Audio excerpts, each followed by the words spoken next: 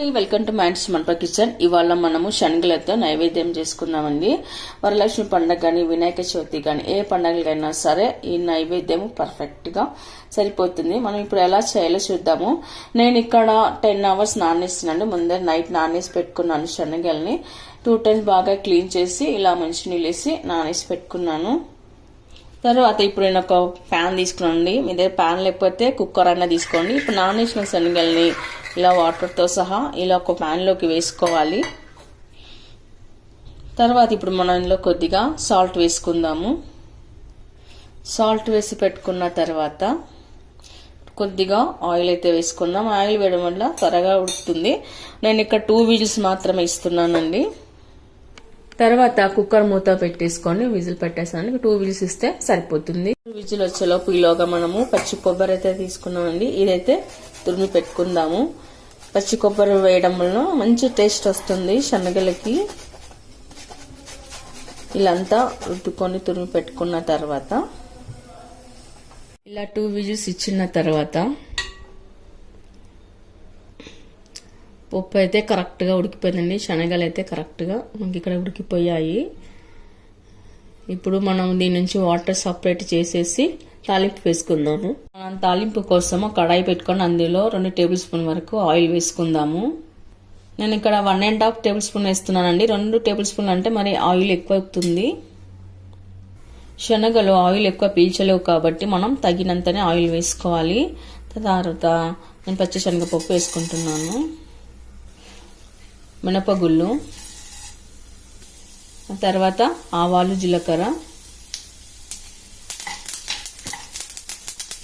ఎండుమిర్చి, తర్వాత కరివేపాకు, తర్వాత గ్రీన్ చిల్లీ, పసుపు, సాల్ట్ రుచికి తగినంత ఇవన్నీ కలిపి పెట్టుకున్న తర్వాత ఇప్పుడు శనగలు వేసుకోవాలి. శనగలు వేసి పెట్టుకున్న తర్వాత ఒకసారి బాగా కలుపుకొని పెట్టుకోవాలి.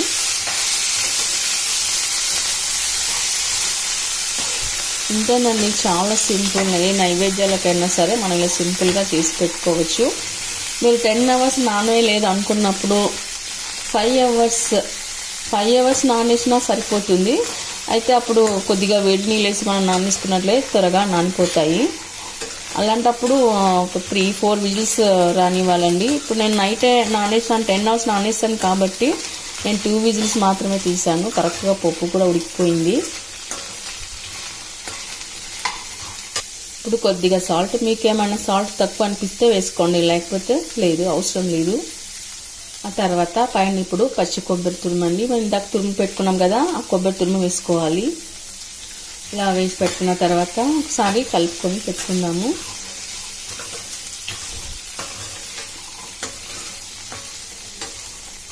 తర్వాత ఇప్పుడు పైన కొద్దిగా మనం నిమ్మరసం వేసుకుందాము. ఇష్టమైతే వేసుకొని, లేకపోతే చేయొచ్చు. నేనైతే వేస్తున్నాను, బాగుంటుంది, టేస్ట్ బాగుంటుంది. ఇప్పుడు ఒకసారి నిమ్మరసం అంతా కలిసేలా కలిపి పెట్టుకోవాలి. ఇప్పుడు చివరన కొత్తిమీర వేసి గార్నిష్ చేసుకుందాము. ఓకే అండి, రెడీ అయిపోయినట్లే. ఇప్పుడు మనం ఒక సర్వింగ్ ప్లేట్లోకి తీసుకుందాము. నైవేద్యాన్ని రెడీ చేసుకున్న ప్లేట్లోకి తీసుకొని పెట్టుకుందాము. ఇక్కడ ఒక బౌల్లోకి అయితే తీసి పెట్టుకుంటున్నానండి. మీరు నైవేద్యం పెట్టేటప్పుడు, పూజ టైంలో నైవేద్యం పెట్టేటప్పుడు మాత్రం ఇత్తడి ప్లేట్లు కానీ, రాగి ప్లేట్లు కానీ, లేదా అరటి ఆకులు రొప్పలు వస్తాయి కదా, అలాంటి దాంట్లో పెట్టచ్చు. వెండి ప్లేట్ కానీ ఏదైనా సరే నైవేద్యానికి ఇలా పెట్టాలి. స్టీల్ ప్లేట్లో మాత్రం పెట్టకూడదంట. ఇలాంతా మనం ఒక సర్వింగ్ బౌల్లోకి, ఒక ప్లేట్లోకి తీసుకొని పెట్టుకుందాము. ఎంత హెల్దీగా టేస్ట్గా ఉండే శనగలు అయితే రెడీ అయిపోయిందండి. మరి మీరు కూడా ఒకసారి ట్రై చేయండి. మీకు ఎలా కుదిరిందో కామెంట్స్లో పెట్టండి, లైక్ చేయండి, షేర్ చేయండి.